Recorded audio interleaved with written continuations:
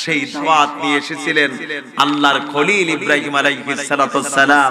সেই ইব্রাহিম খলিলকে তারা গ্রেফতার করে জেলখানায় ঢুকালো। নবীদের অপরাধ কি ছিল? জায়গা জমি নিয়ে কোনো ফাইট ছিল? ক্ষমতা নিয়ে কোনো ফাইট ছিল? আমার বন্ধুগণ, একটাই অপরাধ, সেটা হলো দ্বীনের দাওয়াত। ঠিক কিনা বলেন? জোরে বলেন ঠিক কিনা? আমার বন্ধুগণ, ইব্রাহিম আলাইহিস সালাতু ওয়াস সালামকে জেলখানায় আবদ্ধ রেখে দিল। এবার পার্লামেন্টে ওই নমরুদের গোষ্ঠীরা সিদ্ধান্ত নিচ্ছে ইব্রাহিমকে এই জমিন থেকে কিভাবে হত্যা করা যায়।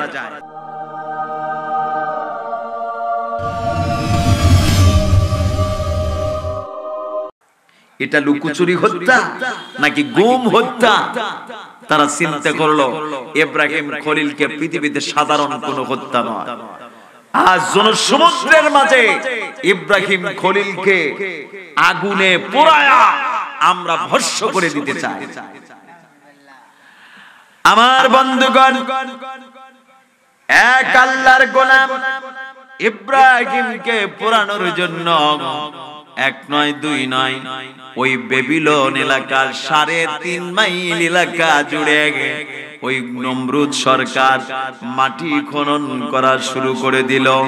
100 গজ গভীরতা করে মাটি খনন করেছে, আর মাটিগুলো চতুর্দিক দিয়ে গ্যালারির মতো উঁচু করেছে।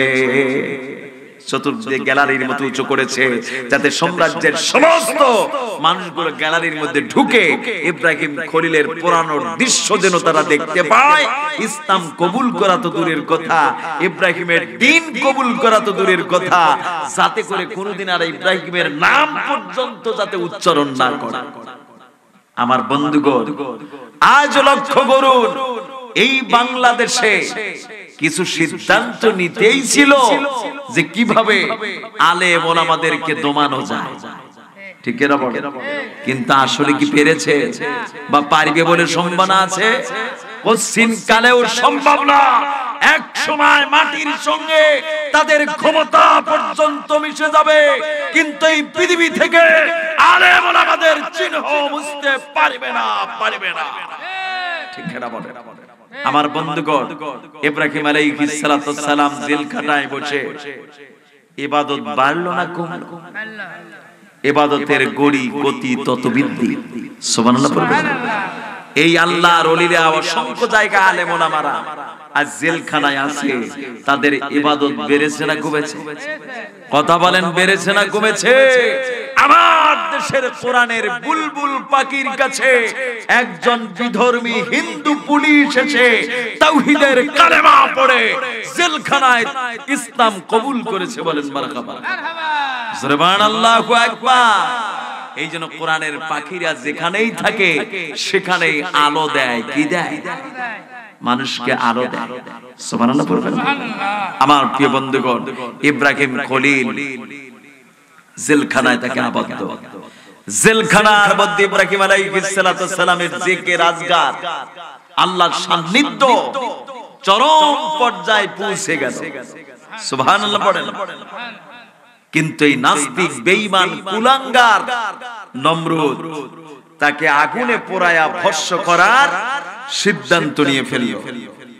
বেবিলন এলাকার 3.5 মাইল চওড়া করে 100 গজ গভীরতা করে মাটি খনন করে চতুর্দিক দিয়ে বিশাল একটা গ্যালাক্সি তৈরি করলো।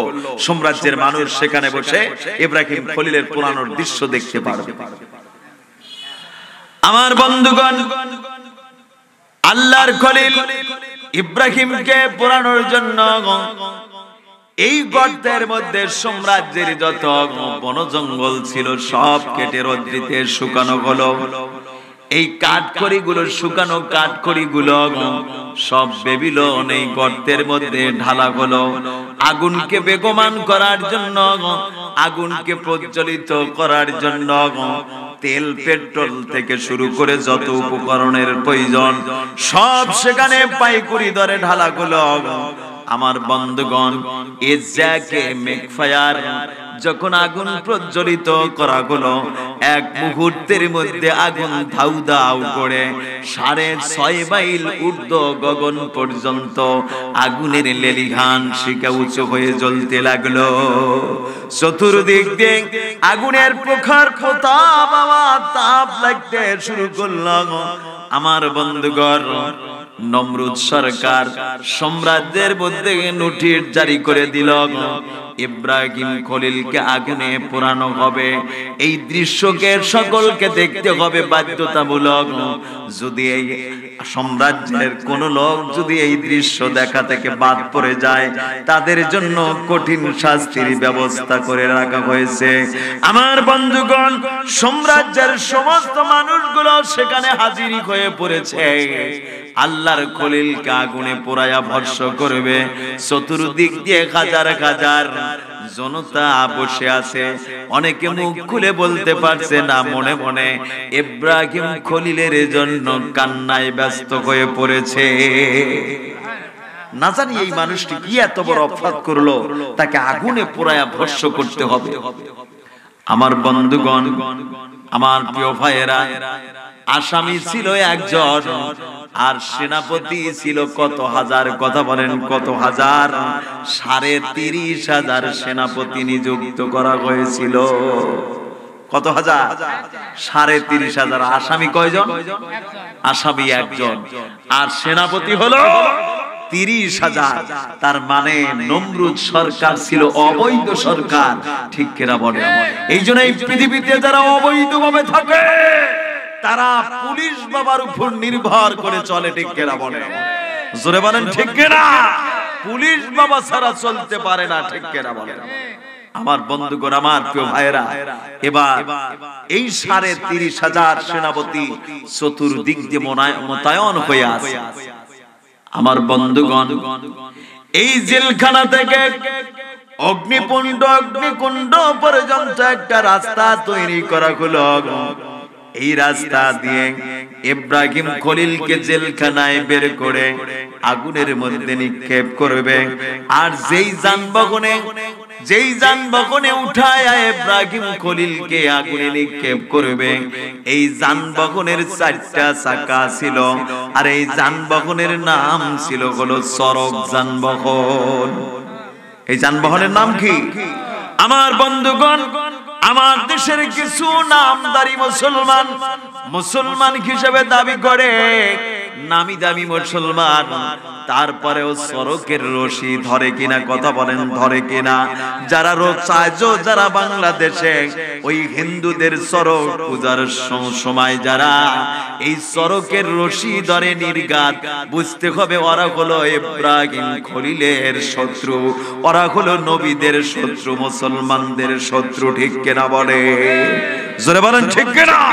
ওরা নামে শুধু মুসলমান, কিন্তু কাম হলো সব নমরুদের মতো, হামানের মতো, ফিরাউনের মতো, ঠিক কিনা বলে? আমার বন্ধুগণ, আমার প্রিয় ভাইরা, এবারে ইব্রাহিম খলিলকে বহন করার জন্য সড়ক তৈরি করা হলো। এবার এই সড়কে ইব্রাহিম খলিলকে উঠানো হবে। এবার শেষবারের মতো নমরুদ একটা জেলারকে পাঠিয়ে দিয়ে বলছে, শেষবারের মতো এই নোটিশটা নিয়ে যাও, ইব্রাহিম খলিলকে শোনায়া দাও। যদি ইব্রাহিম তার ধর্ম থেকে আমাদের ধর্মে যদি ফিরে আসে, তাহলে তারে কোনো নির্যাতন করা হবে না, আগুনে পোড়ানো হবে না। আর যদি তার ধর্মের উপরে বহাল থাকে, তাহলে শাস্তি দেওয়া হবে। আমার বন্ধুগণ, ইব্রাহিম খলিলের কাছে জেলার গিয়ে নোটিশ পেশ করতে লাগলেন। আল্লাহর খলিলকে বললেন, ইব্রাহিম ভালো করে শোনো, যদি তুমি নমরুদের যদি ধর্মে ফিরে আসো, তাহলে এই মুহূর্তে তোমাকে জেলখানা থেকে নিষ্কৃতি দেওয়া হবে।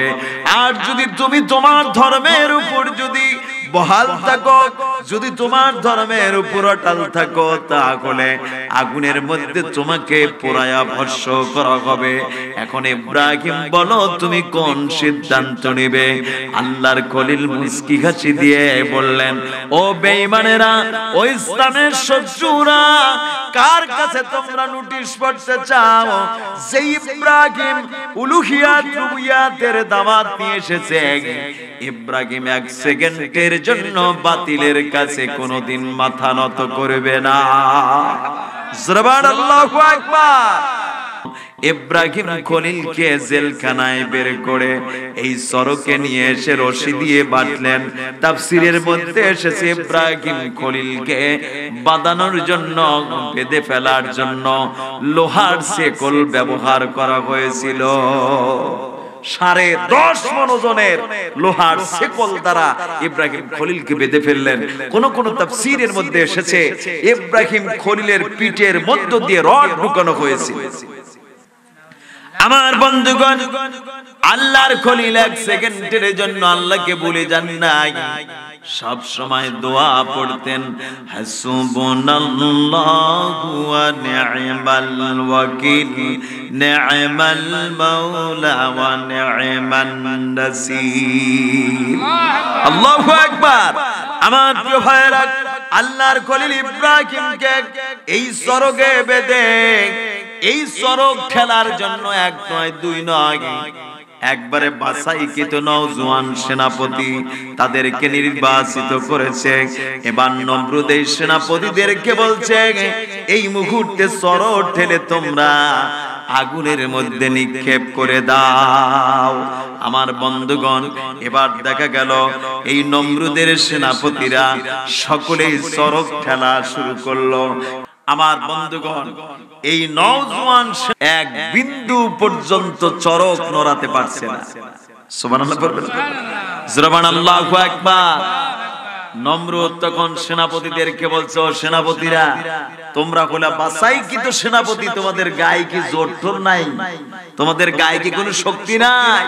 সেনাপতিরা বলছে, জাহাপনা, আমাদের শরীরের দিকে তাকান, এই চরক খেলার জন্য আমাদের লোম কোষ দিয়ে ঘাম বের হচ্ছে, কিন্তু এক বিন্দু পর্যন্ত আমরা চরক নড়াতে পারছি না।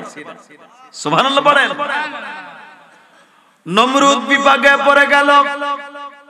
নমরুদ চিন্তা করতে লাগলো, জাতির কাছে ওয়াদা, ইব্রাহিম খলিলকে আগুনে পোড়ায়া ভস্ম করে দেব।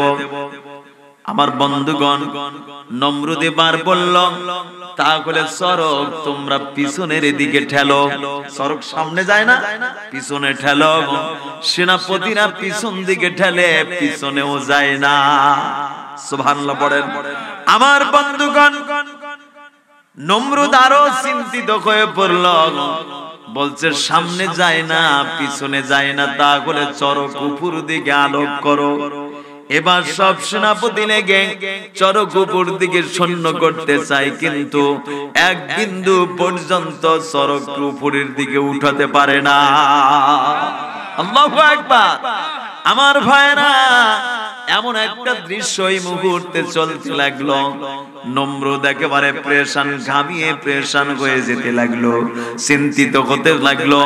আমার বন্ধুগণ, এক পর্যায়ে এই রকম কাণ্ড যখন চালাতে শুরু করেছে, পাশে কে যেন বসে কিলকিল করে হাসা শুরু করেছে। কে যেন বসে হাসতেছে তুমুল মাত্রায়। নমরুদ তখন ক্ষেপে বলতেছে, এ কে রে তুই রে? এই বিপদের সময়, দুঃখের সময় হাসাহাসি করে কোন বেটায় রে? ও তখন বলতেছে, আমি তোর দাদারও বাবারও খালু। নমরুদ তখন বুঝতে পেরেছে, তো ইবলিস শয়তান। কে? ইবলিস শয়তান। নমরুদ তখন কাছে গিয়ে বলছে, ওস্তাদ, আমারে মাফ করে দাও, বড় বিপদে পড়েছি, ইব্রাহিম খলিলকে আগুনে দিতে পারি না, আগুনে নিক্ষেপ করা সম্ভব হচ্ছে না। ওস্তাদ, এতক্ষণ কইছিলে? ইবলিস শয়তান তখন নমরুদকে বলল, তোর কাছেই আমি বসেছিলাম, এতক্ষণ তোর তামসা দেখলাম, তোদের তামসা দেখলাম। আমার বন্ধুগণ, নমরুদ তখন শয়তানকে বলছে, ভাইজান, তাহলে তাড়াতাড়ি করে বুদ্ধি দেন, কিভাবে ইব্রাহিম খলিলকে আগুনে পোড়ায়া ভস্ম করা সম্ভব হবে? কারণ শয়তানের যত বুদ্ধি আছে, শয়তান মার্কা, ঠিক কিনা বলেন? জোরে বলেন ঠিক কিনা? আমার বন্ধুগণ, শয়তান তখন নমরুদকে বুদ্ধি দিয়ে দিল, এই মুহূর্তে তোমার সাম্রাজ্যের মধ্যে যতগুলো কুমুরি মহিলা আছে এই মেয়েদেরকে নিয়ে আসো। আমার বন্ধুগণ, সাম্রাজ্যের মধ্য থেকে কুমুরি মহিলাদেরকে নিয়ে আসলো। শয়তান বলল, এবার যুবকদেরকে নিয়ে আসো। যুবকদেরকে নিয়ে আসা হলো। তারপরে শয়তানি বুদ্ধি দেওয়া হচ্ছে, ও নমরুদ, এই ময়দানে যুবক আর যুবতীদেরকে তুমি ল্যাংটা করে উলঙ্গ করে ময়দানে ছেড়ে দাও।